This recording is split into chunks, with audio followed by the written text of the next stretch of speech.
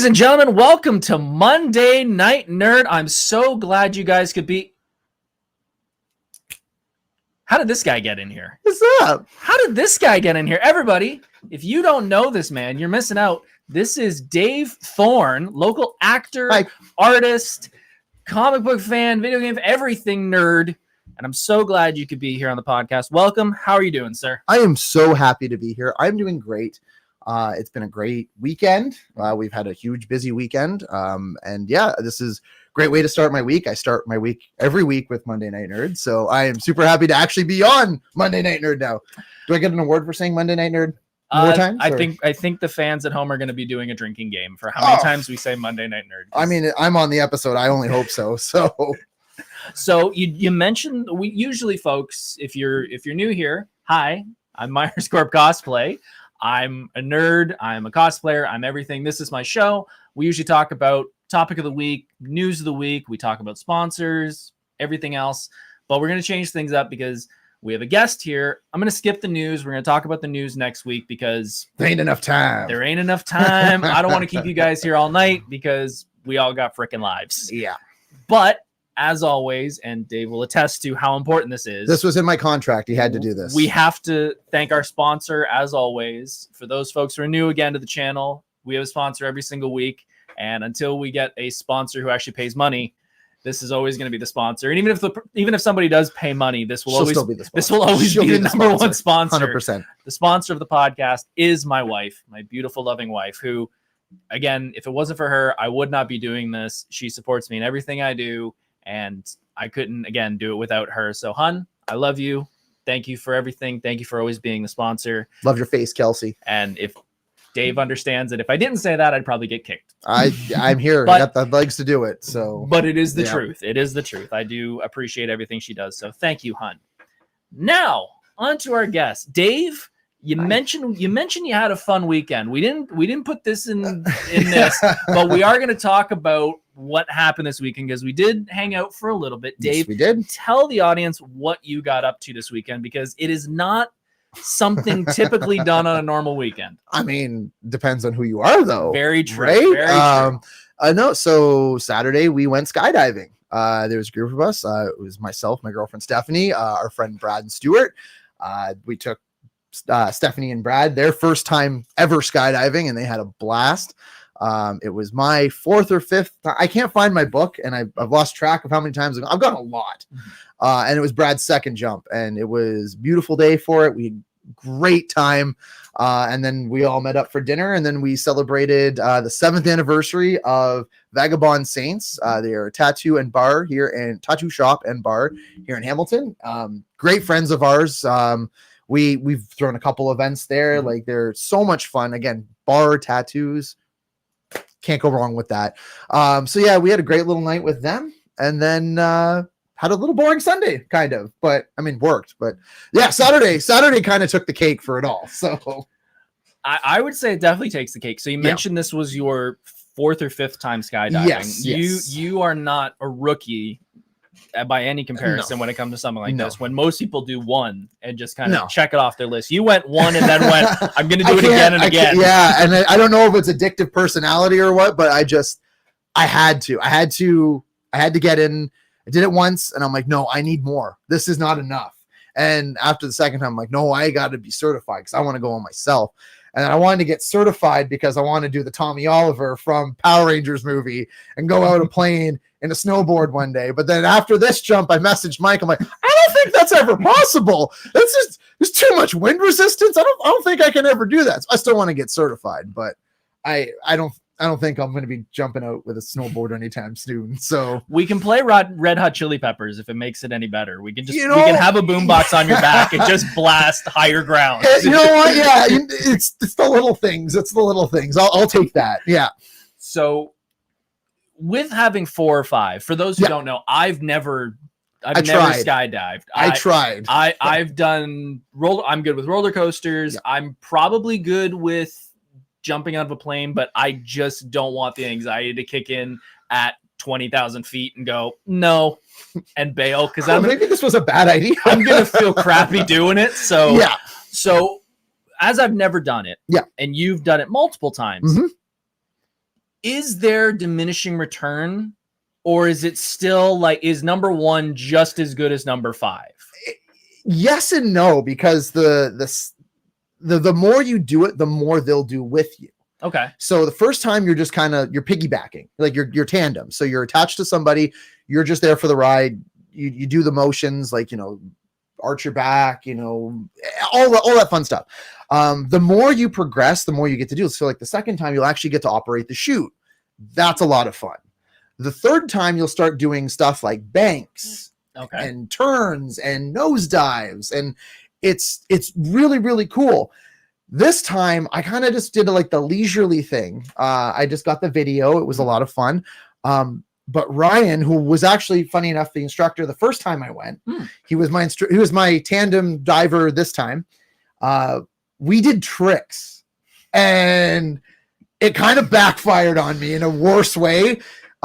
We did corkscrews, and before we jumped out of the plane, he tapped me on the shoulder. He's like, "Hey, just wanted to let you know, I really like the big boys. We're gonna go fast." And I'm like, "Let's go! I am so ready. Let's do this."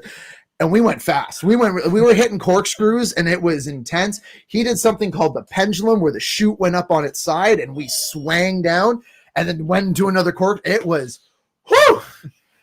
We landed, and in the video, the videographer's in my face, and like my hands are on my knees. I'm trying not to throw up. And he's just like, "How was your time?" I'm like, "Oh, it was great." He's just like, "Did you have a fun time at Skydive Burnaby?" I'm like, "Skydive Burnaby." I'm just, it was awesome, but I'm just like, I got to wait for my stomach to come back down. Even Ryan was like, "I went really hard on those corkscrews. I'm really sorry." But I can attest to that video because I did watch it today during my lunch break at work, and I saw it. And there was a key moment in that scene where he's just like, "Please stop filming because I need a minute before." It's literally, it's like you hit and he's right in my face. I'm like, "Oh my God, give me a minute, my guy." But yeah, it was intense, but it was such a good intense that it's why I do it, right? It's a high, and people are like, "Oh, it's like roller coaster." It's not like roller coasters. Like, skydiving is skydiving. I can't really attest for it being something else. I can't compare it to anything else. It's an experience I hope everyone gets to do at least at some point, because at least once. Yeah. But yeah, other than that, it was great weekend. Not bad. That's not a bad way to spend a weekend. Yes, Tara, we would be filming on the ground. I would be standing there with the flares, bringing in planes, because there ain't no way I'm getting up. Well, like I said, I would get up there, but I just know as soon as I open that door, I'm gonna go, nope. Just don't look down. I'm good. Don't look down. I'm good. I'll stand on the ground. Yeah, okay. So let's talk about. We've kind of done a little bit of Dave. Let's talk about you as a whole. Okay. You're a nerd. Mm-hmm. But very much so. But that word encompasses a lot. It really does. Let's narrow it down a bit.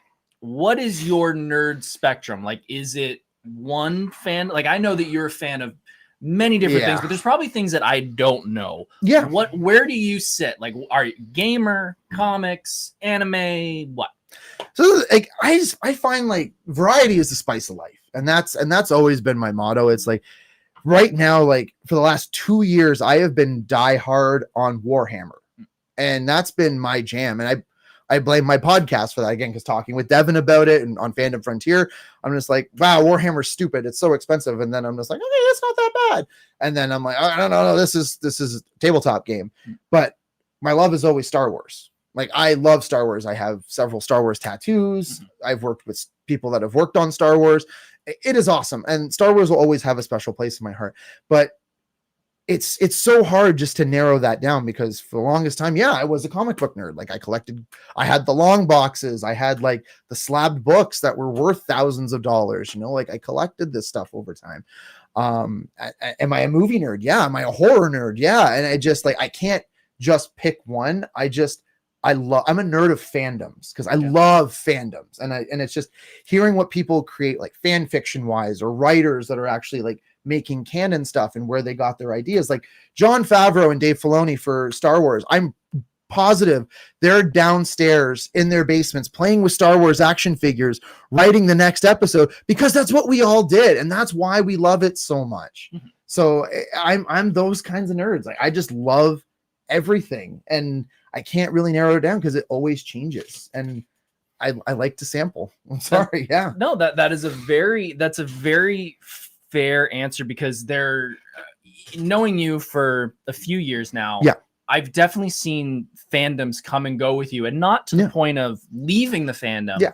But you've definitely had your... It's moved to the back burner. Yeah. You've pushed what was a big fandom to the back, and you've pulled in something new. Like you had a Warhammer moment, and then you had a Star Wars moment. Yes. And it really does come and go, which is, of course, which is great when it comes to, not, and I can use this podcast as an example. If I do an episode, say, on a random topic like Kiss, which may not be everybody's cup of tea. Yeah. If something happens in the world of Kiss, you can become, oh, I know all this knowledge of it. Exactly. And you can do that with almost anything now, because you're kind of all over the place when it comes to your fandoms. Exactly. And that's, again, that helped me with Fandom Frontier, because that was the whole basis of it. Every episode was a different topic, and it was one of us, again, when Devin and I did it, we each had a different fandom that we'd talk about, or a different thing. And it was great, because every week was a different topic and a different discussion and a different tone. It was fun like that. And that's the best part about being a nerd of fandoms, is because you can just enjoy it all, or pick and choose what you want to enjoy. And it's great. And you brought up Fandom Frontiers. Yes. For those who aren't 100% sure why I invited Dave, of all people, to be my first guest on my show, Dave used to have a podcast called Fandom Frontiers, which he invited this hapless looking person onto the podcast to talk about cosplay for his cosplay episode. Tell everybody about Fandom Frontier. You can still find some of them on YouTube. Our YouTube page is still going strong. We just haven't posted in a couple of years, about 2 years now. Okay. Year. Sorry. Yeah. Because the last episodes we filmed were yours and another episode about thrill seeking. And they're still on my hard drive. I just can't find the USB cord to actually plug it in and upload the episodes. So Fandom Frontier was, I like to call Devin and I's pandemic baby, because we lived in the same building. We couldn't really do too much, again, with it being a pandemic. We had so many nights where we just nerd and geek out over everything together. And this was so much fun for us. So we're just like, screw it. Let's do a podcast. This was a drunk night that we're just like, let's do a podcast. Which most good things happen. Yeah, exactly. And then most of Fandom Frontier that's how it ended anyways. But, and then we got the equipment, we got set up, and we were like, you know what? Let's just do one episode, see how it is. We recorded it. The minute we shut it off, we're just like, we got to do this again. This was so much fun. And then we planned out a couple episodes, and then we started building a fan base. And then we're just like, okay, we kind of have something here. Let's go with it. And then for a year, and when I moved into the house for a year, we had a great steady flow. We had episodes coming out. We just started season 2. And then the world started opening up again. And then Devin got really busy with work. I got really busy with acting. And it's just, again, it's a tale as old as time. Life happened. And then unfortunately, Devin and I went our separate ways. And unfortunately, we lost our pandemic baby. But through that, we got Monday Night Nerd. And you know what? As I said before, if I never do Fandom Frontier again, the one thing we did right was we got this. And it's symbolically passing the torch, and we're so happy about that, and we may not have time for it, but it's still, Fandom Frontier lives on through Monday Night Nerd, and we did something right. So yeah. Well, that really does mean a lot. And again, going into backstory that some people don't know, this equipment was all donated by Dave. This is all fandom. This is all the Fandom Frontier stuff that he had and Devin had, because they weren't using it. Yeah. And Dave moved, and he said, and I had mentioned to him I'd contemplated doing a show like this. Yeah. And I said, well, can I just borrow some stuff? Maybe I can record some stuff. He's like, well, why don't you just take it and do what you want? And I was more than I was unbelievably grateful for all that. And I set it up the one night, and I thought, I've got everything to do it. Yes. Why am I not doing it? And you do have a really nice setup. Thank you. Just I'm 10 out of 10. He specifically likes this area because they're his paintings. 2 of my paintings are up. Paintings are right here. Yes. I'm a little biased. What can I say? So he really likes the layout right now. I do. But no, that really means a lot to me that you feel that your podcast sort of birthed this, and it really did. Mm-hmm. Would you like to explain to everybody what you're drinking right now? Did you bring some water to the podcast? Kinda. There's water in it. What did you bring to drink? So I call this the Burt Kreischer. This is 64 ounces of cherry Kool-Aid. It's nice and cold, so it's nice, but it's watered down, so it's not too sugary. It's delicious. Burt Kreischer, he's a comedian. He does a podcast called Two Bears, One Cave with Tom Seeger. There's an episode where he brought in a 64-ounce thing of cherry Kool-Aid, and they're just like, there's no way. He pours it. It's like, oh my God, this is actually... They laugh for like 40 minutes straight about it, and I'm just like, fuck it. If I'm going on a podcast, I'm going to bring some cherry Kool-Aid. So there is a moment in that episode where when I first saw that, and it does last like 40 minutes of them just giggling about it, and I'm like, yeah, it's not that funny. It isn't. And then about after the 10-minute mark, I'm like, it is pretty funny that a man of his age brings in Kool-Aid. I'm just going to feel like a 5-year-old today and bringing Kool-Aid. So it works. And you know what? He's not wrong. It's delicious. No, so. it completely works. Yeah. So you brought up acting. Yes. Because you are an actor. I am. Which is one of the things that I think a lot of people would love to do as a career. Exactly. Would, anybody that took a drama class, this guy included, would love to do that, but the whole struggling artist thing is always a worry for most people. Yes. Why acting? Like what made you go, yes, I'm going to do this? So yeah, this was this is kind of like put in perspective for me throughout the pandemic, because I'm constantly a retail worker, like constantly. And I was just so tired of it. I needed a change. I was working for a company that promised me a promotion and it didn't come through. Again, pandemic times. So I was done. I needed to do something that I am good at. And I have been acting since I was 8 years old. I have done stage and musical theater from 8 to about 22. Wow. And it was a lot. Like, it was really cool. I had a lot of fun. And then I've worked on some smaller independent films when I lived in St. Catharines, and it was great. But that was it. I didn't really do anything else after that. And I don't want to say I'm good, but like, I'm not bad at acting. But life was put in perspective during the pandemic. And it's just like, my dream as a kid was, I want to be an actor. I love horror movies. I love movies. I'm just like, I want to be an actor. So I decided to take what I had. I had a friend do some headshots. I started doing some BG work, and then I started, this was fun. What else can I do? So I looked into making an acting resume, did that. And then I learned about demo reels and everything like that. So then I started applying to independent student films, because unfortunately they don't pay you, but at the same time, they give you your footage. They give you your reel. They give you like credits. Some give you IMDb credits. It's awesome. So I took a year off from work, and I just focused on acting. And I was able to make a really, really huge, awesome dent in a career. Oh, shit. Delivery. That's the first time for this podcast. Sorry, special delivery. That's my wife. There's your sponsor. Yes, she is. I love it. But yeah, so I decided that, again, spending a year on it, it was great. I got everything I needed. I actually accomplished so much in my first year. I was on What We Do in the Shadows. I was in Star Trek, Strange New Worlds. I was in tons of, like, 1 month, like every weekend I was on a different set, and I was like a lead or a supporting character in these indie films. And I've met some amazing directors that have kept me on for their movies now turned into series, and I'm still the main character and all that. And it's been absolutely lovely. And I'm still working. I'm still getting commercials. I did a Google commercial last year. And it was only supposed to be in Canada, but then I had friends message me in the UK being like, hey, we just saw you on TV. I was like, what the fuck? Like, that was supposed to be just in Canada.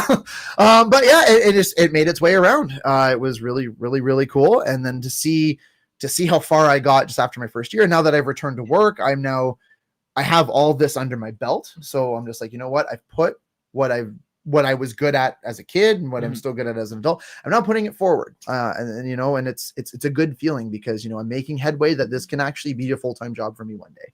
And I'm very proud of myself what I've done. Like, again, after a first year, I was not expecting to have an IMDb page. I wasn't expecting to be in an international commercial. I wasn't expecting to do half the stuff I've done or meet the actors that I've done. Like, and it's super cool.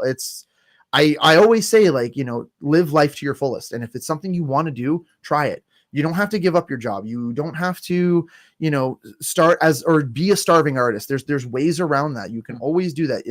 And I do have an agent, but I don't rely on my agent. I do my own work. I'm carving my own path. And that's what I want more people to do, because unfortunately with the actor strike and everything, they don't have that option to do it, because now that they're a union or unionized actors, they're kind of stuck. Being a non-union actor, you can make your own path. You can make your own story. And I would love to see more people do that, especially if they're passionate about it. Yeah, I think you mentioned it earlier. The pandemic was, I think obviously for a lot of people, that was one of the worst times in history. Yeah. But I think from what I've talked to, and you especially, the pandemic really allowed a lot of artists that break from life. Yeah. To kind of go, I have some time to finally work on my art, whether it's acting, cosplaying, anything else. Let me see what I can do.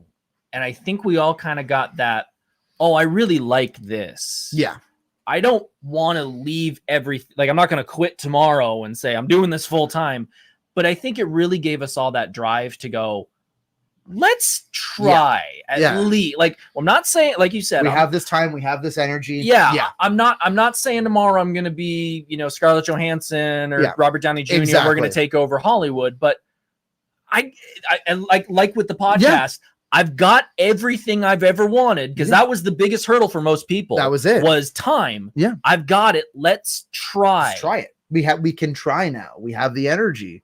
You know, and like, again, this fandom, all of that was again because of the pandemic, because we had time to do it. And it's weird times, but I mean, 100%. I mean, I would even say the pandemic was the reason that we're sitting next to each other. Exactly. I've met you years ago. Yeah. Just 2018. Just in passing. Just in passing. But it wasn't until the pandemic hit. We have a group of friends that all volunteer and work at conventions. And when the pandemic hit, we all kind of said, well, let's sort of keep in touch with each other, because the only time we saw each other before that was at conventions. Yeah. So now we said, let's all get together and sort of have a group chat, and we'll do some Zoom calls once every couple of weeks just to check in on everybody, see how everybody's doing. Yeah. And that was when I think not even just us, but the group in general sort of grew to know each other a little more, instead of only having, you know, 3 or 4 conversations every 3 or 4 months. I've been waiting so long to say this, and I'm going to say it. We became a family. We did. We became a family. We all got cars. We wore beaters. We shaved our heads. I have the silver cross at home. It happens. Yeah.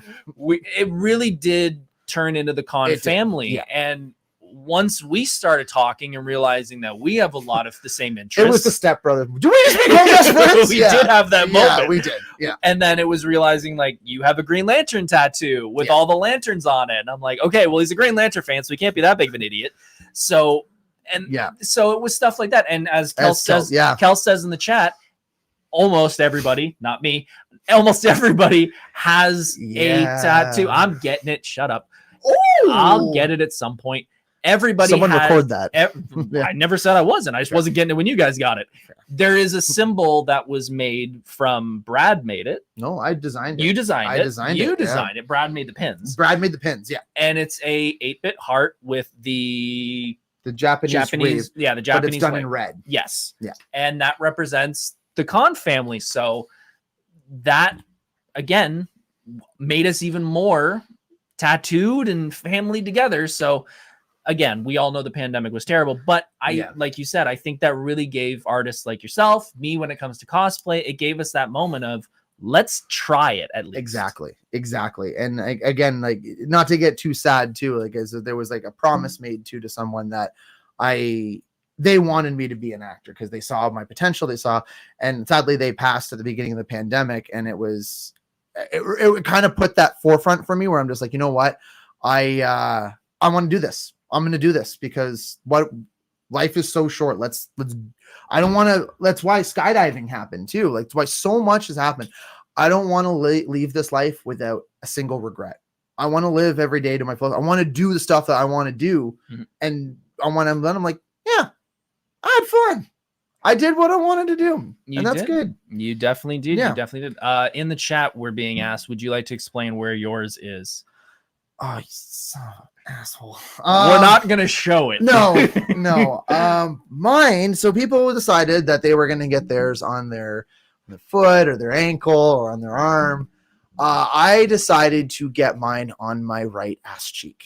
Everyone asked me why, and my response was because I love you all, but you can be the giant pain in the ass sometimes. So yes, I have, sorry, Dad, if you're watching, I do have one tattoo on my butt, and it is the Khan family tattoo. So yeah. Weirdest tattoo I ever got, by the way. For the record, if you ever get your butt tattooed, that is weird. You feel things in places like, is that on my right side? I was feeling like weird left side stuff. Weird, but cool. Yeah. Memorable was definitely memorable. That was one of like the first month that my girlfriend and I were hanging out, and she's at the end of the table. Here's my butt. Yeah. It was interesting, but like I said, I will be getting it. And yes, keep it on film. I will be getting it at some point. I just need to figure out different things, where you're getting it. But yeah, I'll be getting it. So we're talking about acting. Yes. There is a project that you are synonymous for when it comes to us, because we've heard little bits of it here and there. Yep. Anthony and Ben ruin the universe. Yes. Tell the folks about it. I am extremely passionate about this. So back in late 2021, I auditioned for a film, and it was called Anthony and Ben Ruin the Universe. And I auditioned for Anthony, who's very straight-laced. The premise of the film is essentially Bill and Ted meet Ghostbusters. It's these two blue-collar guys. Ghosts and paranormal stuff are like pests, like rats and roaches and all that. So they're pretty normal. They're just annoying. So these guys are paranormal removals. They just go into the house. They're exterminators, but not like Ghostbusters. They do the magic stuff. It's a lot of fun. So I auditioned for Anthony, who's very straight-laced, very by the book. And the audition went well. And then I got an email saying, I don't want you for Anthony. I want you for Ben. Ben was the role I wanted too. So that was really, really cool. So we shot this in January 2022. Had a blast, created by Mark Sire. Honestly, the guy is a genius. I have so much fun working with Mark. He has the most awesome mind. I love, and then we just bounce ideas off each other, and then they just snowball, and then they turn into these short episodes that we absolutely love.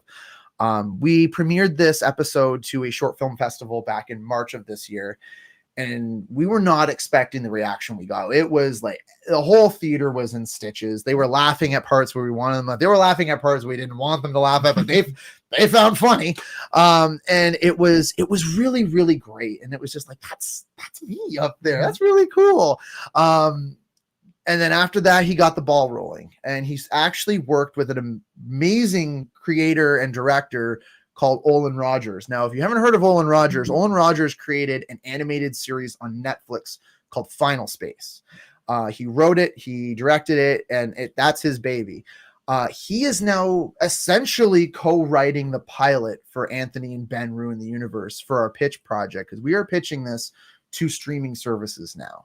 And to have a huge name like Olin Rogers on this, and like the guy is hilarious. Like Mark tells me about all their meetings and everything. And I'm like, just to have this name attached to this.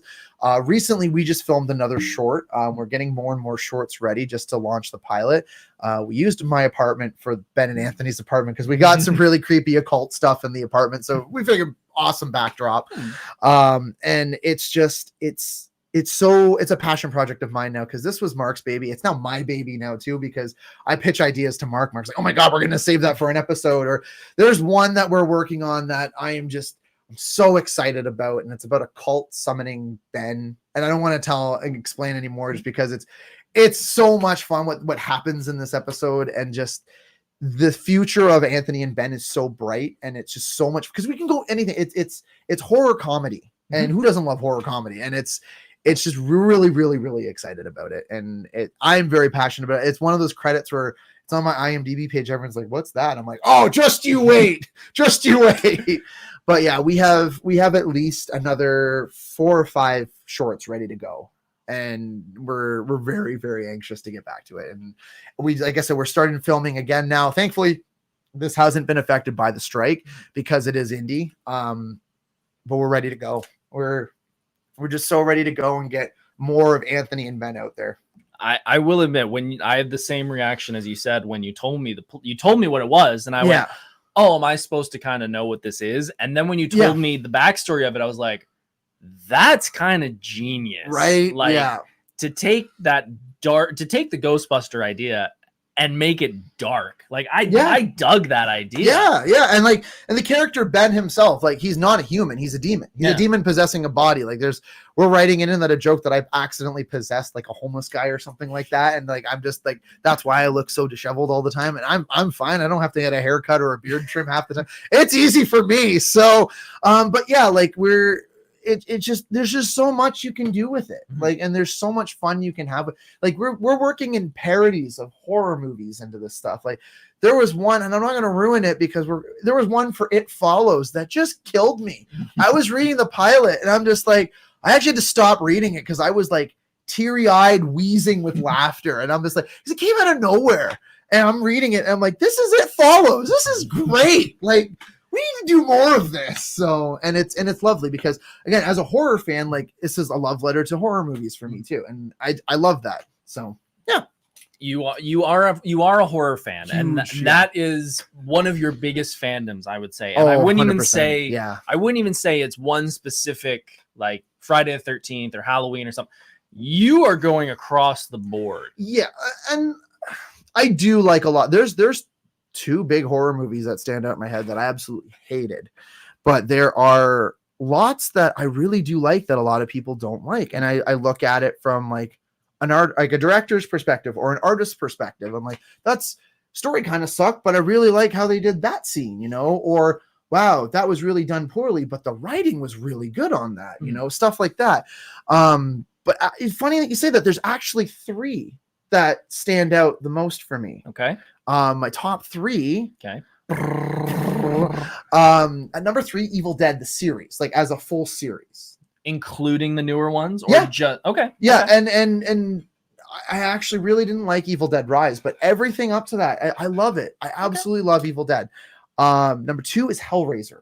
I love the Hellraiser series. I love the new Hellraiser movie that they did because, again, it's not a sequel, but it pays homage to all the greatest parts of the of Hellraiser.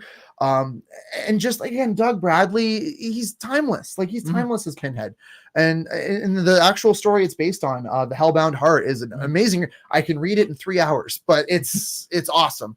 And my number 1, and I have my father to thank for this, is Jaws, and it always will be Jaws. Like it's just, it always has, and it's the first one because second one's pretty good. It's pretty good. Yeah. And then when you have the shark coming up out of the water and roaring, I mean, all right, I'm done. But like Jaws will always, like the first movie will always stand the test of time to me. Yes. And like when people are just like, shark looks fake. No, it doesn't. This was the 70s. That was a work of art. I mean, it broke down. It was a piece of crap, but it was a work of art. Bruce was not reliable. No. But the thing was, it was one of my first. It was that summer was Jaws and Alien. Okay. Those are the first 2 horror movies I ever saw as a kid. My dad showed me both, and they were the coolest. Like, and like the only reason Alien didn't make that list is because for me, Alien will always be more sci-fi. Yeah, it's sci-fi horror, but it's just sci-fi horror is its own thing to me. But if I'm going just straight horror, Jaws is timeless. Fair enough. Yeah. So you mentioned the Evil Dead series. Yes. That is one that I've always been a fan of. I love the Bruce Campbells. Yeah. I didn't mind the remake in 2013. Yeah, the first one, right? The cabin, yeah. But I felt like I didn't realize until I saw that movie, because I was more than excited to see the remake. It didn't have the comedy of it. No. And I didn't realize how much the Bruce Campbell and Raimi comedy slapstick behind it was what I loved. And I should have realized it because I love the play. Yes. So much. So if you haven't seen the musical for Evil Dead, Go. do it. go Get the Splash Zone seats too. Well worth it. Yeah. Believe me, Yeah. there's so many good songs in that show. Oh, God. There's so many good moments. Quotable lines, everything. Yeah. I will spoil one for those who've seen the movie. There is one moment in the play where I nearly wet myself laughing because it is exactly the low budget way of doing it. They go across a bridge. They get to a cabin. They get to a cabin. Stuff happens, and they try and go back across the bridge. The bridge is destroyed. Yes. So what the in fuck the was play, they walk across what is like a Fisher-Price size bridge, and then when they come back, they go across the same bridge. But when they get to it, someone has put caution tape around it in a big X, and everyone just falls to their knees and we can't cross it. So I've seen one production of that where it got a little bit better. Okay. They get to the bridge. One of the Deadites walked out, kicked the bridge over, and then walked off like nothing happened. And I'm like, we're doomed. Who's doing this to us? I'm like, that's amazing. That's even better. Yeah. Oh, yeah. It's timeless. Like that. Yeah. If I actually was to ever do theater again, it would just to be in that. And I don't care what it would be. I'd be happy to be a part of that. It's such a good show. But that was a total right turn. Yeah. Back to the point. So that's where I kind of fell off. There wasn't a lot of comedy to it. Did you feel anything about that when you saw the remake and subsequently the new remake, or is it a new remake or is it a continuation? I don't even know. Okay, so it's something completely different. So yeah. did you find anything like that? Did you kind of go in and go, oh, this is something completely different? So what I did was I approached it with a completely blank slate. I looked at it. I'm like, okay, this is a reboot. Okay. But it's not a complete reboot where they're just going to change everything completely. Like Book of the Dead's still there. Cabin in the Woods. Mm-hmm. You have the 5 college students. Yep. You know, the tropes are all there. Yep. The comedy for me is what makes Bruce Campbell Bruce Campbell. If you're not going to have Bruce Campbell in it, don't put that kind of comedy in it. That's fair. Yeah. And that's why the absence of the comedy didn't really matter to me. Okay. And for me at the same time, like when I went into Evil Dead 2013, I'm like, this is a new Evil Dead for a different age. You cannot have that same kind of slapstick gore that you had in like Evil Dead 1 and 2, like again with all the comedy, when you have like the ballerina corpse. You can't have that. It's not going to be the same for this audience. That's going to come off as lame. You have to push it to the next limit. And yes, I get that there's a point where pushing it to the next limit is not really a good thing sometimes. It's you're just going for shock value at that. But I liked the 2013 Evil Dead because it wasn't afraid to take risks. It wasn't afraid to be like, we are calling ourselves Evil Dead, but this is an Evil Dead for another generation. And we're going to do what we did in the 70s. What was shocking then, it'll be shocking now for this age. Unfortunately, the comedy was cut. Yes. There was a couple little like jabby moments between brother and sister, which I didn't mind. It was kind of humorous, kind of heartwarming. It also established a relationship between the two of them. True. Were there scenes where I was just like, oh, stop. Yes. Like a Jeep falling on someone's hand and them ripping it. No. Yeah. And like the whole loosey goosiness of how many souls were collected at the end. Yeah. Okay. They probably messed up some of the writing there, but that's, I can forgive that. I can forgive it. It's not going to take away from it for me. And that's fine.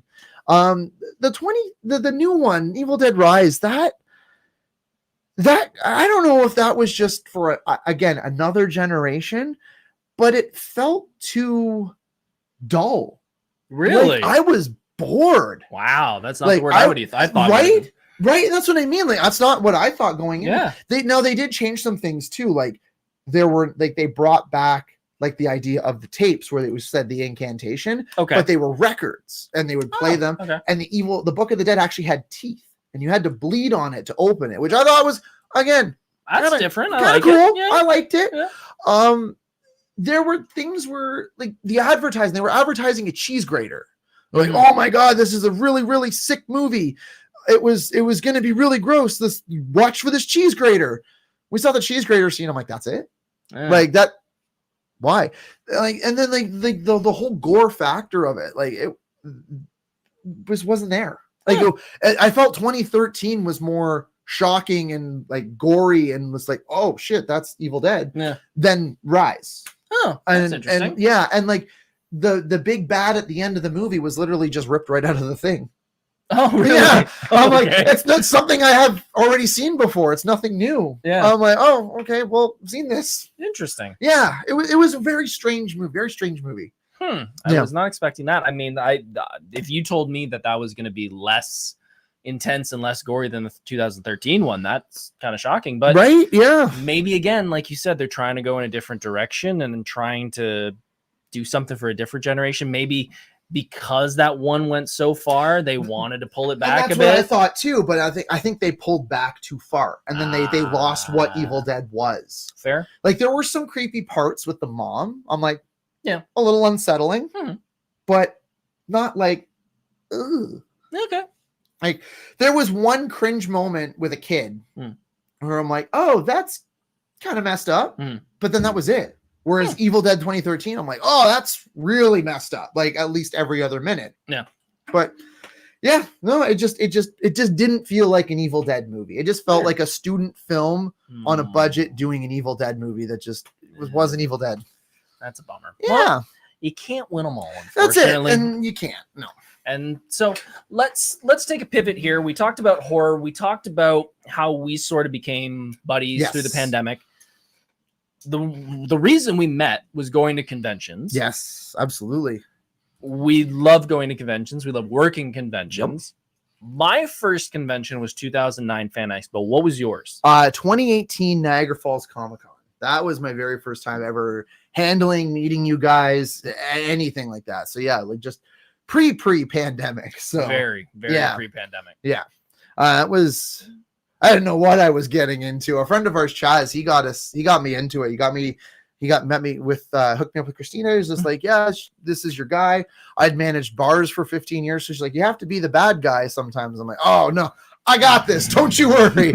So yeah, it didn't bother me at all. And I'm like, I don't know what the hell I'm doing. All I know is I'm going to meet Oogie Boogie. That's cool. So, and that was it. My first guest, I got to work with Ken Page, and he's the voice of Oogie Boogie from Nightmare. And then through that, I got to meet Chris Sarandon that same weekend, who's the voice of, this guy, that guy right there, Jack. Yeah. So I got to meet both of them, and I got photos with both of them, and it was a really cool weekend. And then again, like I got to meet all you guys, and we became a family. That's not a bad 1-2 punch at the beginning. It was really, really cool. I think Ken was awesome. He was a great guy, and I'm just like, yeah, I want to keep doing this. This is awesome. Sign me up. I always say it's like Lay's potato chips. You try one and you're just like, okay, that was really good. Give me the rest. You do one show and that's it. You're in. So yeah, it was cool. It was really, really cool. Now you are a different role than what I do. Yes. My role is I stand on the outside of the table with the fans. You make my life easy. Make my life easy. Yeah, exactly. Yeah. You actually sit next to the celebrities. Yes. If they have a handler, you're sometimes there, sometimes you're not, sometimes you're just you two. What are some fun experiences that you've had over the past couple of years? And I know one is going to come to mind because you just had it at Hamilton Comic-Con. Yeah. But what are some, we'll talk about that one, but what are some other ones that have been like, this is something that 10-year-old Dave is just like running around freaking out right now? There have been so many, like, and one of the ones was working with Charlie Cox. So I worked Fan Expo just recently, and I got to work with Charlie Cox, who's, if you don't know, he plays Daredevil in the new Daredevil series. And She-Hulk as well. If there's a Daredevil, he's Daredevil. Yep. Amazing guy. And like, he was one of the big headliners for Fan Expo because he hadn't been since like 2018. So I was like, okay, this is pretty cool. Sweetest guy I've ever met, honestly, right off the hop. I was not ready for that, but so cool. So we get to the table, and then the whole weekend we're just making jabs at one another. And like he passes me his Bluetooth speaker. He's like, here, put some music on. So like I put my punk rock playlist on that I've been making for years right now. And 4 hours in, he nudges me. He's like, hey, can you do that again tomorrow? This is great. And I'm like, Charlie Cox likes my music. This is cool. And then like the whole weekend, like there was a time where because I was writing the names down on Post-it notes for him to sign the names. And he started writing on it and he completely butchered this person's name. And he shows me and he's like, David, look at this. And I'm like, dude, you play a blind guy. You're not actually blind. And the guy next to me is like, dude, did you just roast Daredevil? I'm like, yes, I did. That's been my weekend. So, and that was so much fun. A regular that I work with is Mark Boone Jr. He plays Bobby on Sons of Anarchy. He played Flash in Batman Begins. He's honestly an awesome character actor. The man is 73 years old, and he has 134 IMDb credits. That man is unreal. Anyhow, as we call him, Dad. Yeah, we do. Everyone thinks he's my biological dad because we look so much alike. After the show, put his face. Yeah, there's something there. Uncanny, yeah. He just like every time I work with him, he just gets more and more old in the best possible way. As in, like he's very snappy, but funny snappy with people, and like they don't know how to react. I'm just like, okay. Like, and then like we're working Nickel City Comic Con, and I don't know if this was home field advantage because again he's American. We're doing this in Buffalo. I don't know if it was home field advantage, but that man was feisty and he was on a roll. Like I had to put a bell on him to find him, and like he was just taking off talking to people. I'm like, Mark, stay at the table, my guy. I'd turn to talk to his agent and turn around, he'd be gone. He's at the other end of the convention talking to a mom and her 3 daughters. I'm like, Mark, you dirty old man. Like, let's go. And like he's so funny. Like there's parts of me like, oh my God, am I gonna be this when I get old? I love it. But he's a great guy. I love working with him, but you know what my favorite, and yeah. So Hamilton Comic Con recently, I got to work with Demetrius Bestrovisky. I got it right this time. Thank you. Good job. You've been practicing. I have been. Thank you. He was the suit actor for Darth Vader in the Kenobi series, and I didn't know. I mean, he doesn't do a lot of facial like roles. He's always like prosthetic makeup. He plays creatures very well. He's like Doug Jones. He's like a 7'2" Doug Jones. The guy's awesome. Who also is in Cirque du Soleil. But anyhow, just the talks that we had, like it wasn't even just about Star Wars. It was about spirituality and just like our outlooks on life and our outlooks on our careers, especially with the strike and everything. And it just like it solidified so much for me. And like we had so many great times at this convention. And the guys over at TVS Sabers, they came over, they gave him a lightsaber. I'm like, why would you do that? He's a trained swords master. He goes out and he's putting on shows for people, and I'm just like, I'm 4 years old here watching Darth Vader. He's gonna take out a kid, and I'm just gonna be okay with this. And it was awesome. And honestly, Demetrius is a really good friend of mine now. We actually keep in touch on the regular, and it's been like 2 weeks, and we still message each other almost every other day. Like the guy is super cool, and he's really excited to come back to Canada. He loves his time in Canada. By far, that was probably one of my favorites that I've actually had a chance to work with, just because like how much that meant to me, how much that meant to him. And he was just so appreciative of everyone just to be here. And it was great. It was absolutely great. Yeah. For the way that the con was set up at Hamilton, I was with Hacksaw Jim Duggan. So he was right across from across from him. And anytime I looked around, you were smiling the whole time. Yeah, there wasn't a moment where you weren't smiling. And in my position, things can get stressful at times because fans can be fans, and sometimes they get a little too much. And that happens. You have a more stressful position than mine because you have to deal with that, making sure the celebrity's happy and handling money. Yeah. So you kind of have to juggle a whole bunch of things and wear a whole bunch of hats. Yep. And I've seen you at other cons, and there's always a moment. It's usually on mid-Saturday where you kind of go like, Woo! Okay. Wait a minute. What am I doing? Exactly. You did not have that moment. Not one. He made my job so easy, and he was just like just an easy guy to work with, but like so cool to talk to and just go with the flow. Yeah. And when normally, like, if someone's talking for too long and like we have to keep moving the lines, I'll cut them off, be like, hey, thanks for coming up, in a polite way. But he was doing it in such a nice way. People didn't realize he was cutting them off. Just be like, next person, please. So, like, he would still give people ample amount of time just to talk to him and ask their questions. And like, so many people were just so happy he was there. And after the stuff that he went through with like Disney and not wanting to be an actor anymore, and he was going back into the circus, it was just so great to see him meeting people that was like, we love you for your work. And I feel like I left with my cup full. I think he left Canada with his cup full, and that made me happy. That made me feel like I did a good job that weekend. And that was the best takeaway from that. Not even like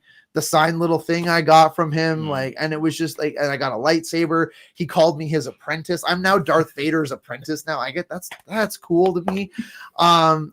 It was just such a good Comic-Con. It was so good. It was such a good experience. Yeah, and I've said here on the podcast a couple times that when you work these cons, there's a variety of types of celebrities that'll show up. There are ones that, whether it's a personal reason or they're just so busy, they can't have that longer interaction with guests. There's some that, like I said, just they're it's a bad day. Yeah. This guy is not only swinging a lightsaber around, showing everybody skills of how to do this properly, but he's also doing handstands. He's busting out some Cirque du Soleil stuff because he trained with them, and it's just wow. He's juggling. Like, this guy is entertaining. I forgot about the juggling. Yeah, this guy is entertaining the crowd that most celebrities would never even think of doing. So even just standing across from him, I'm enjoying it. So I can just imagine what the fans are enjoying, especially if you know what he's from and how much he means to the series and is probably going to mean going forward. That's it. So it was, I have to say too, even just being across from him, you look like you're having a great time, and it looked like he was having a great time.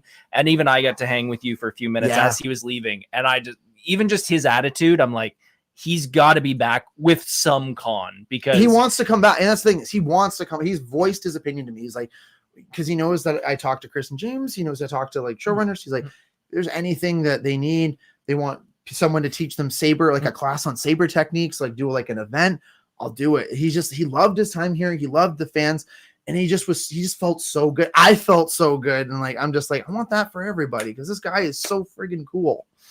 So he was a blast to have at a con, and I agree. I hope he does come back. He will. I think he will. I hope so. Fingers crossed. Hope so. Niagara. Yes. Yeah. Please.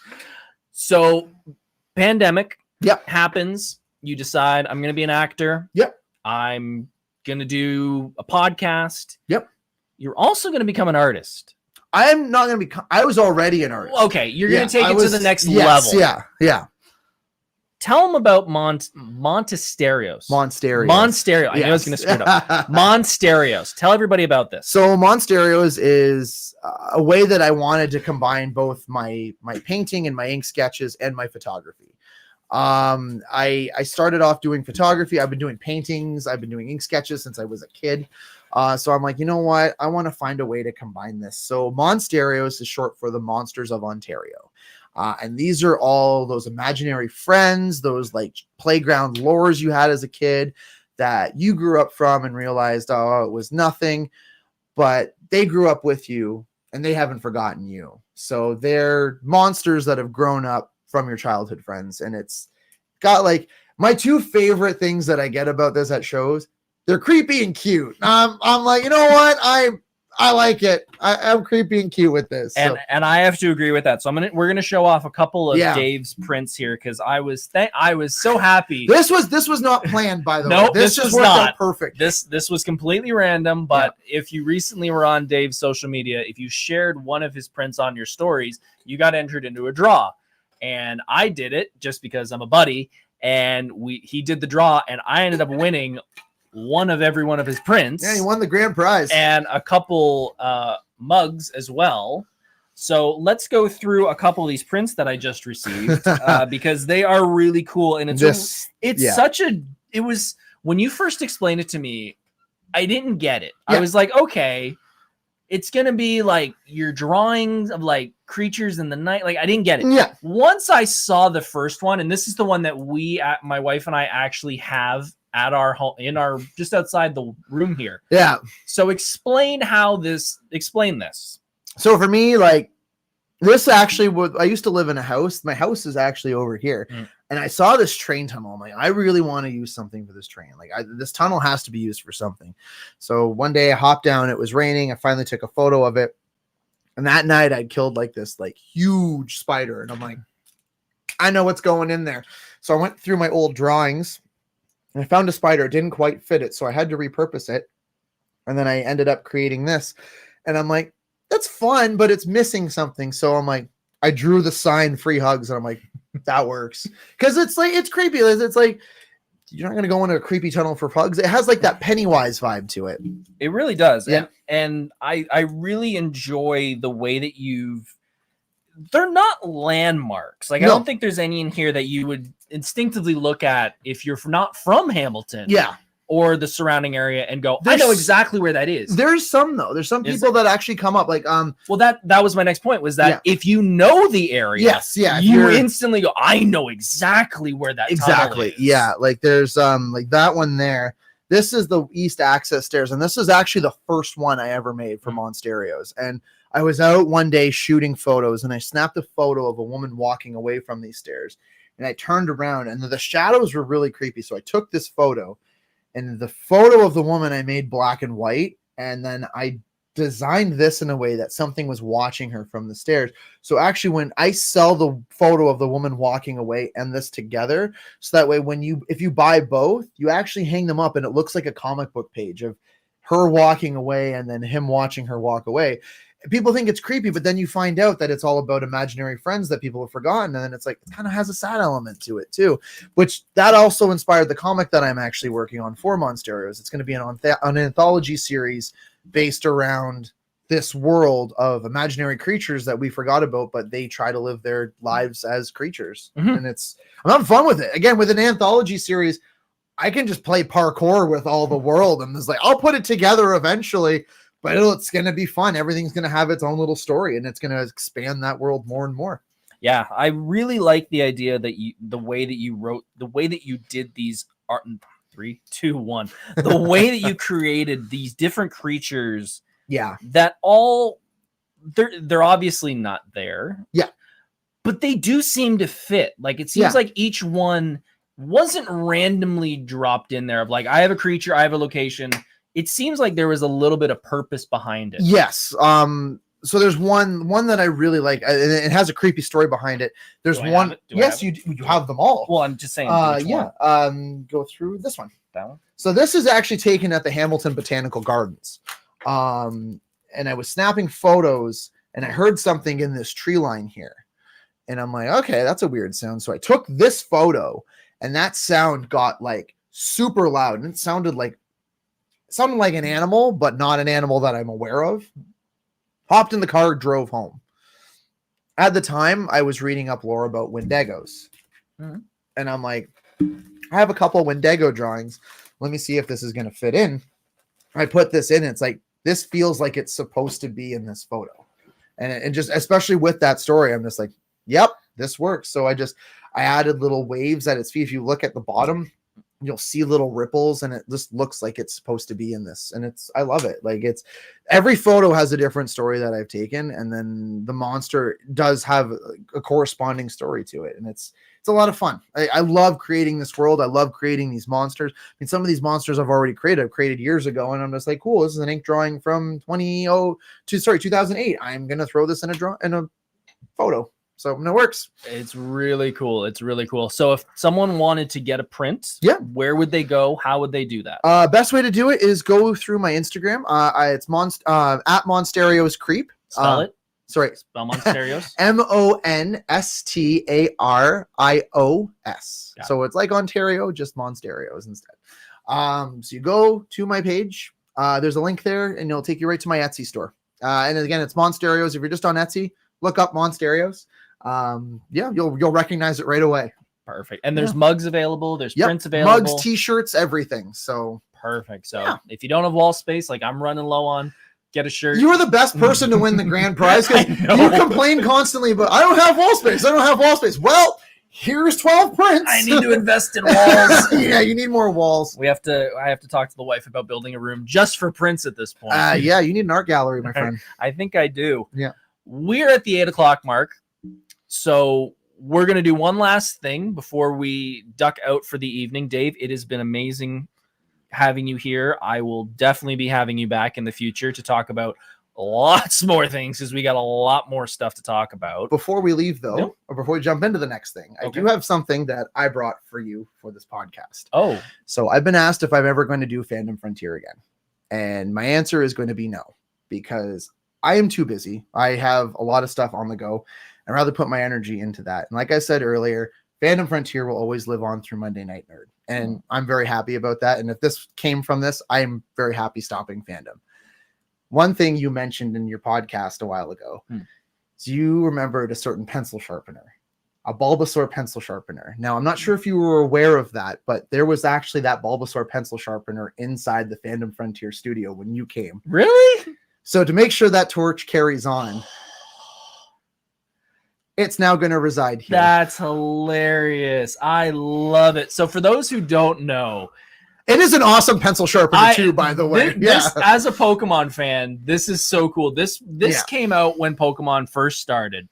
And I saw this and I loved it. And you couldn't find it anywhere because this is a pencil sharpener where the pencil goes into where it should, if you were to make this, into the bulb of Bulbasaur.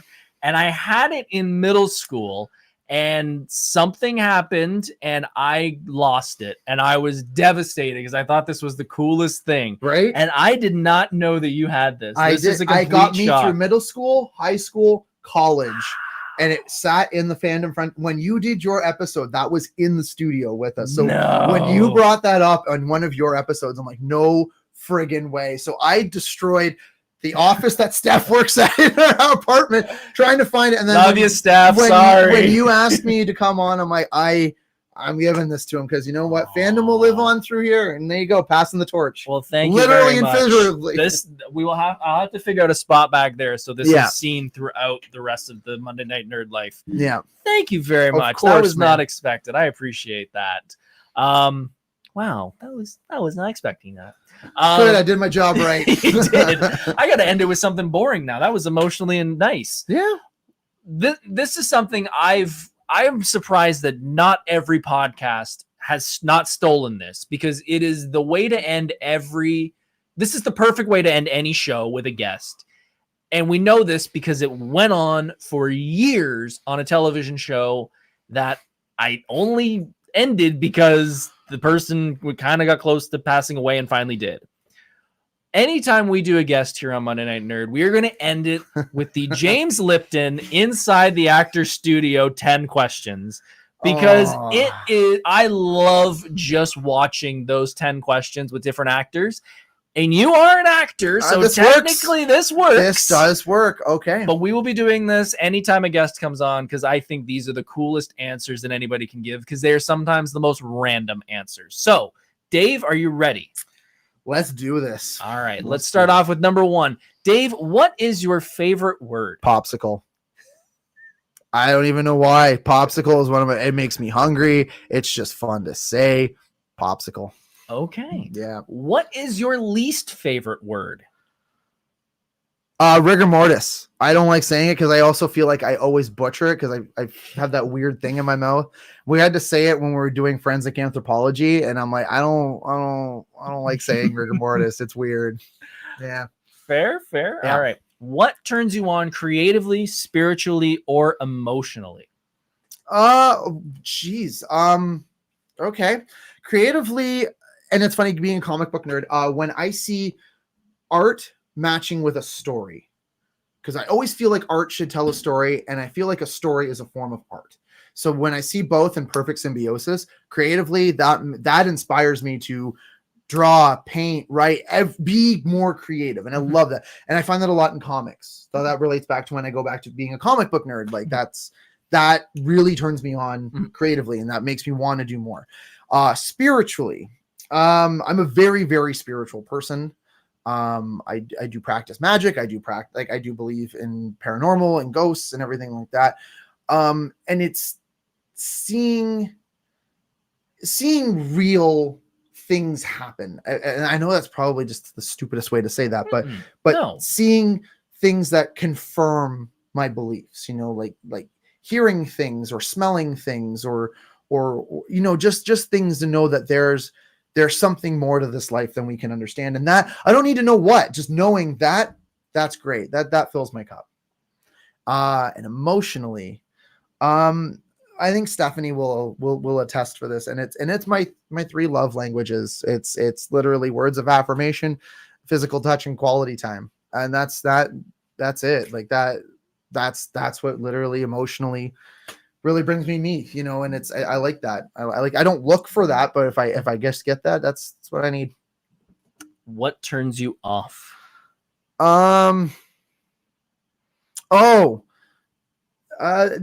people that can't confront their problems, people that don't, if they have a problem, just talk it out. And everything should be able to be talked out, like the world would be so much a better place if people just, you have a problem with somebody, don't talk to another person about it. Don't start spreading rumors. Just go to that person and be like, hey, I have a problem. Can we work this out? Everything should be able to be worked out in life. I feel like it. What is your favorite curse word? Any variation of tits. Like, I mean, bitch tits, sugar tits. I call my boss sparkle tits. And it's not even a swear word. It's not a swear word. It's a derivative. It's a vulgar word. It's a George Carlin. It's a 7. George Carlin word. But it's so interchangeable that it is one of my favorite words. And like I said, bitch tits, sugar tits. It's a term of endearment. Like, and it's I like it. I like the versatility of the word. What sound or noise do you love? Bubble wrap. I do love my bubble wrap pops.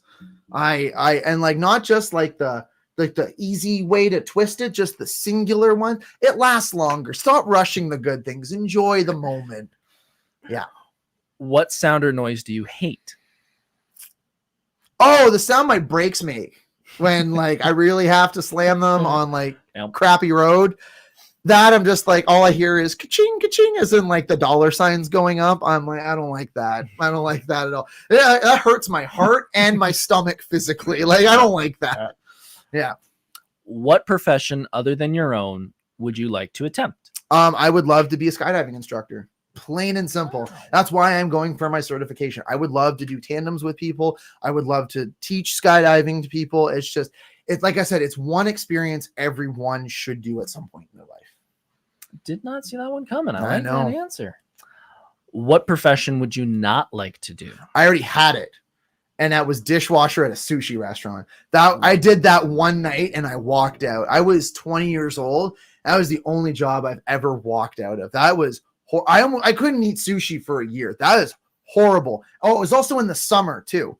So, hey, let's put a lot of heat in one room and raw fish. Oh, and you got to clean all that with your bare hands. Oh, and by the way, the industrial dishwashing machine's broken, so you're going to have to do this by hand. Oh. Yeah. Oh, no. Yeah, that was not fun. Last but not least, if heaven exists, what would you like to hear God say when you arrive at the pearly gates? Hey, how about those 2020s, eh? Oh, he's an asshole for that one. That's for damn sure. No, I you know what? I actually would like him to. Did you have fun? Because my answer is going to be yeah, I did. It sucked at points, but again, everything you want in life there's going to have to be some grind. Everything that is worth having is going to be a challenge, and that's the point of it. That's why it's worth having. So I want to be asked, did you have fun? Hell yeah, I did. Let's do it again. Dave, thank you. Thank you for being so on the much show. for having me. This was a blast. This was. Let everybody know where they can find you, what you're doing, what's coming up on your docket list. Yeah, I got a Halloween market coming up on October 15th here in Hamilton at the Cotton Factory. You'll find my Monstarios work there. Again, follow it at Monstarios Creep on Instagram. I'm also doing several little short films right now, so if you want to keep up to date with that, follow me on my personal account on Instagram at dave.thorne89. I know, very, very, very creative on that one. And yeah, I'm just keeping busy with art and acting right now, so follow me on my crazy life. We will definitely be following you. Thank you again, Dave, for being on the show. Thanks for having me. This was fun. Greatly appreciated. Thank you all for tuning in. Greatly appreciate it. If you haven't already, please like, subscribe, share, send love. And everything. If you don't, I'll find you. Sorry. I would listen to him. He's in charge of fighting. I'm in charge of taunting and pointing because I'm the bouncer. Because I don't throw a punch. Thank you, everybody, for watching. Greatly appreciate it again. Like I said, like, share. If you like this stuff, it lets me know to have more guests on here. I've got some more guests lined up. And next week, though, it is going to be me back here solo. And we're going to be talking about my time backyard wrestling. Yes, I did backyard wrestling with 2 groups of friends, including an incident where I still haven't forgiven this person for the way a match ended. But we're going to talk more about that next week. Thank you all for tuning in. We'll see you next week here on Monday Night Nerd. Stay nerdy, folks. Bye, guys. We'll see you then. Hey, thanks for watching Monday Night Nerd. If you enjoyed this content, please hit the subscribe button, like this content, and follow on social media for even more nerdy fun. See you soon.